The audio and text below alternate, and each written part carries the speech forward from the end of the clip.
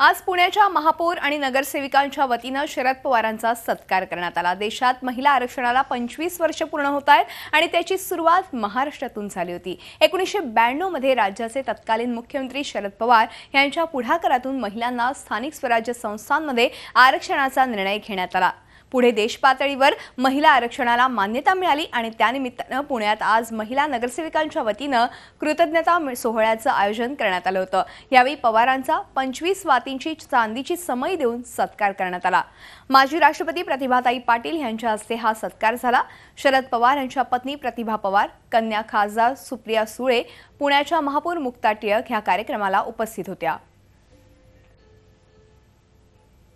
या देशामध्ये गेल्या 3 वर्षात शेतकऱ्यांच्या आत्महत्या किती झाल्या त्याच्यामध्ये उत्तर भारत सरकारने दिलं की गेल्या 3 वर्षात दरवर्षी 12,000 शेतकरी आत्महत्या करतात।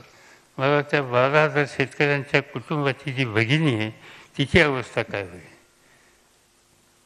कर्त्या माणसाने आत्महत्या केली असेल, कर्जबाजारी असेल, डोक्याला अडचणी असतील, त्या सगळ्याला सामोरं जायच्याऐवजी त्यांनी आत्महत्या केली आणि त्या भगिनीच्या डोक्यावर सगळं ओझं टुकून हा निघून गेला।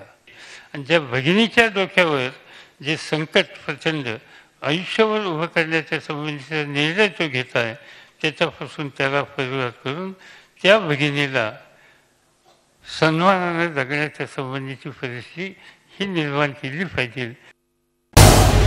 झी 24 तास रहा एक पाऊल पुढे।